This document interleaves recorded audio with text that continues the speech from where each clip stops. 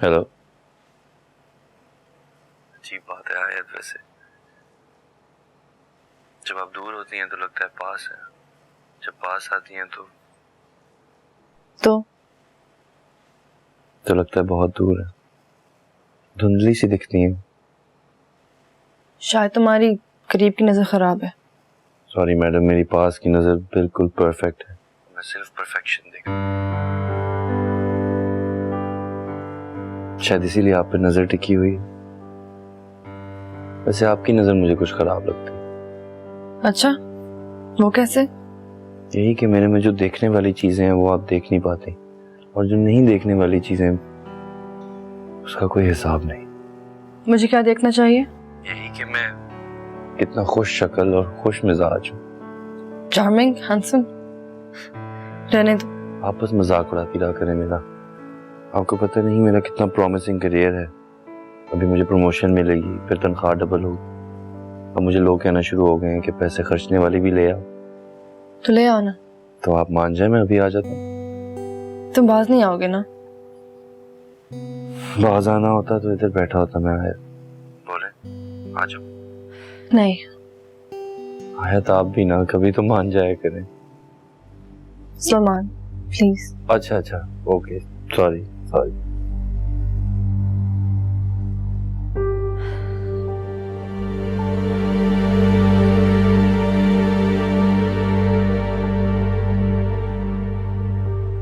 आपकी तबीयत तो ठीक है? थोड़ी घुटन हो रही है। अच्छा चलें, आप आराम करें। आपको कुछ चाहिए क्या? सलमान, एक काम करोगे? हाँ बताएं। मुझे कहीं ड्राइव पे या कहीं बाहर ले जाओगे? मैं कहीं अकेले बैठना चाहती हूँ। कहीं पार्क, एनीवेयर वुड डू। बाहर के इस वक्त आया? कुछ लेट नहीं हो गया? हाँ अभी। टाइम तो देखें आयत। अभी तो बोल रहे थे कि आ जाते हो, ये कर दोगे वो कर दोगे। जब मैंने कहा तो टाइम की बात कर रहे हो। जी लेकिन वो तो मैं हम दूर नहीं जाएंगे, घर के पास ही रहेंगे प्लीज। चले मैं आता हूँ, आप परेशान ना। Thank you.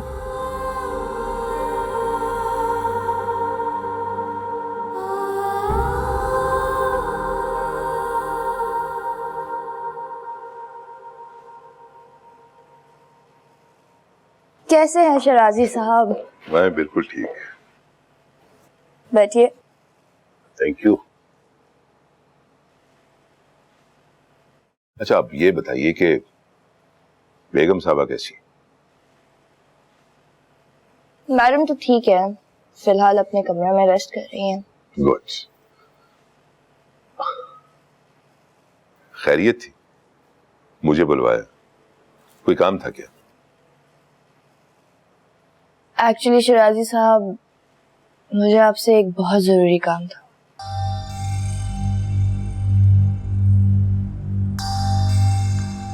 वो एक्चुअली मामला थोड़ा कॉम्प्लिकेटेड है। मैं चाहती हूँ कि ये बात सिर्फ मेरे और आपके दरमियान रहे। मैं तो पहले दिन से ही सोच रहा था कि बात आपकी और मेरे दरमियान रहे तो ज्यादा अच्छा रहेगा। लेकिन बात आपकी और मेरी नहीं है शराजी साहब। बात तो कुछ आपकी बेगम साहिबा से रिलेटेड है। अच्छा, बेगम साहिबा की बात है? हाँ तो बेझिझक कहिए आप। देखिए शराजी साहब, टू बी ऑनेस्ट, मैम की तबीयत बिल्कुल ठीक नहीं है। इनफैक्ट डॉक्टर्स तो जवाब दे चुके हैं। एंड मैं ये बात किसी से शेयर नहीं करना चाहती। अभी वामिक का जो सारा मसला हुआ था वो मीडिया में, पब्लिक में कितना उछला है, और अब मैम की बीमारी की बात भी ना जाने वो क्या करेंगे। मैं कंफ्यूज्ड हूँ बिकॉज मैम का इतना बड़ा बिजनेस है, ये घर है, प्रॉपर्टीज है, वामिक होता तो शायद वो संभाल लेता, और वैसे भी उसका कुछ खास इंटरेस्ट भी नहीं था। शिराजी साहब, आई एम सो कंफ्यूज्ड कि अब ये सब कौन देखेगा। आप तो जानते ही है कि मैम के आगे पीछे भी कोई नहीं है। मैं समझा नहीं कुछ। शिराजी साहब, आप इतने बड़े वकील हैं, ये छोटी सी बात आपको समझ में नहीं आ रही। मुझे आपकी हेल्प की जरूरत है। आप इस सबसे रिलेटेड पेपर्स बनवा सकते हैं मेरे लिए?